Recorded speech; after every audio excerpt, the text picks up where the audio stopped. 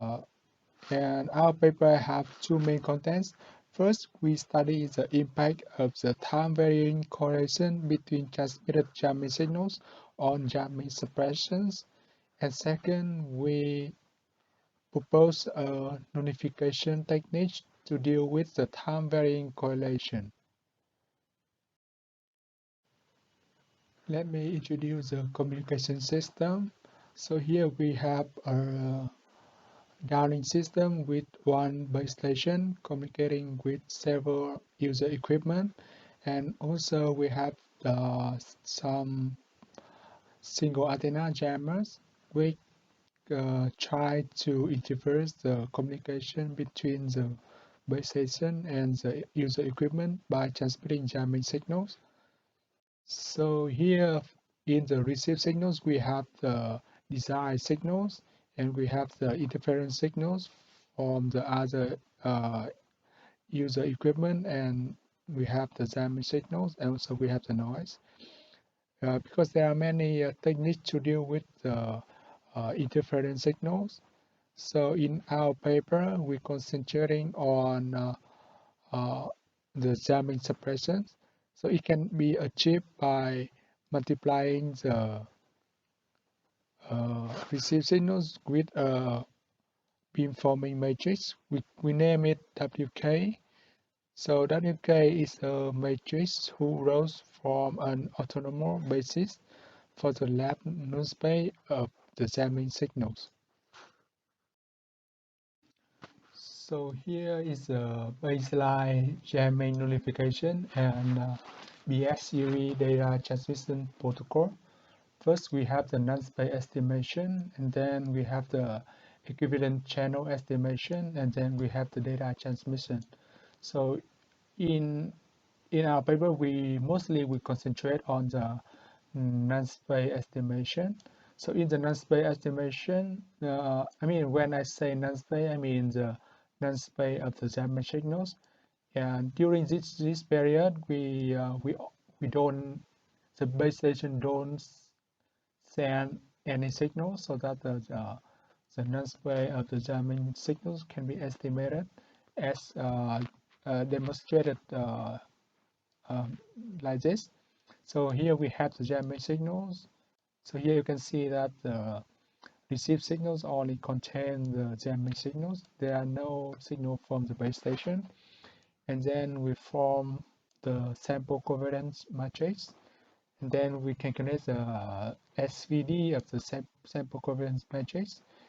And then we can calculate the nullspace or the beam forming WK from the SVD. There are two factors that affect the effectiveness of the jamming suppressions. The first one is a physical time-varying channel.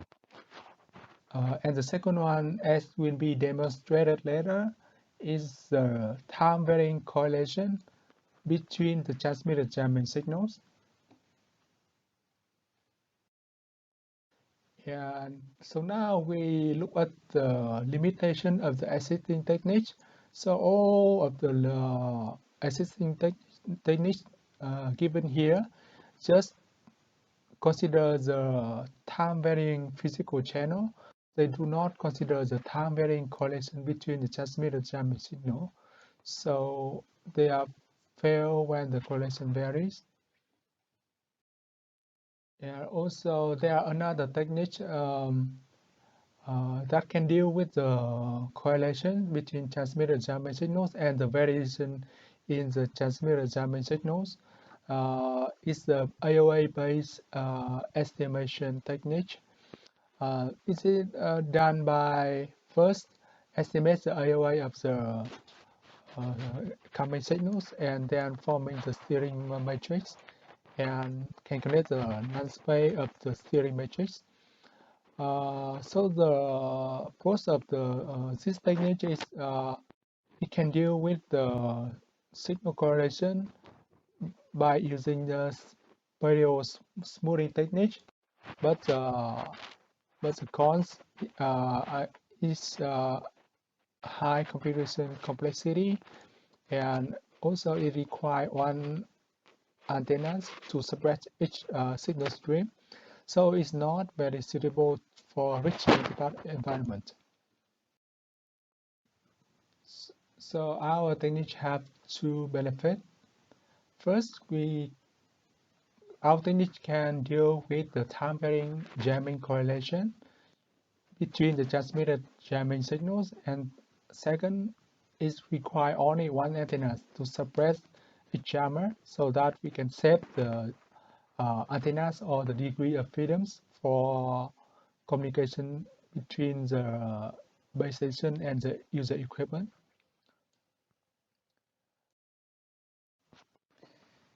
Here we first present theorem 1, which describes the impact of the time-varying correlations between transmitted jamming signals on jamming suppressions.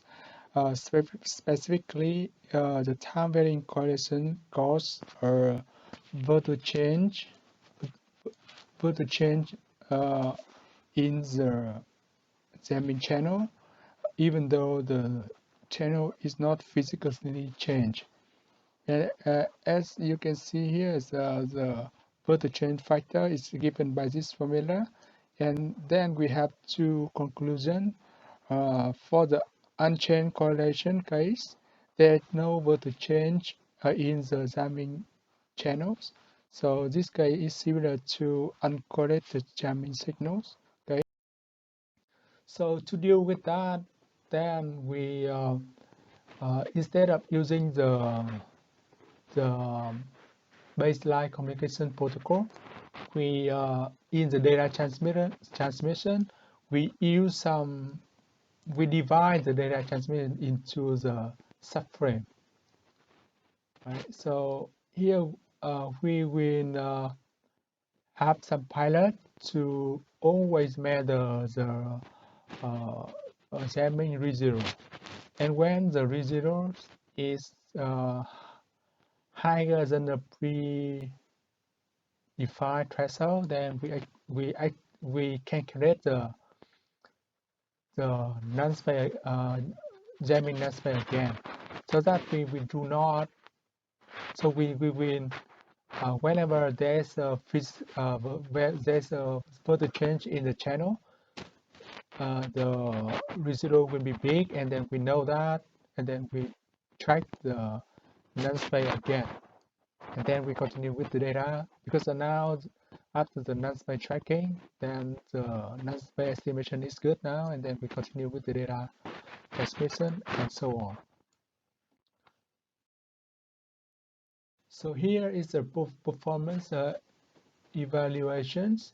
So first, for the case of unchained correlation, because when we have the correlation between the jamming signals, but actually in theorem 1, we show that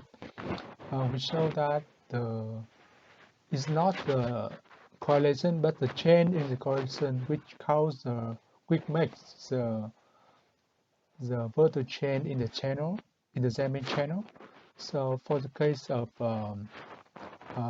unchanged correlation, then we have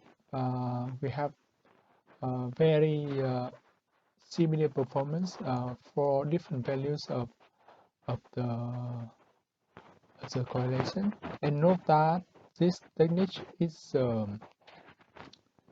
this one is we just using the baseline communication protocol. So also, it's what I'm saying is that if the correlation do not change over time, then the baseline communication protocol can be used. It's fine in this case. But in the case when the correlation change over time from, say, from this value to different values, then if we apply the baseline technique, then we can have a very big residual signals, residual jamming signals, and it will result in very big bit error rate. But on the other hand, when we apply the proposed techniques, and because the jamming signals always, the jamming residual always be being calculated and monitored, so we have a very small residual jamming signals, and also we have much better bit error rate. It's about like 3 or 4, about 3 decibel better than the baseline technique. So that is that is how our technique improve with the baseline communication system. And here reference that we compare with our papers. And thank you very much for listening to my presentations. Now, if you have any questions, please let me know, and I would like to answer right now if I can, and if I cannot, then drop me email address, and I'm gonna answer later. Thank you very much.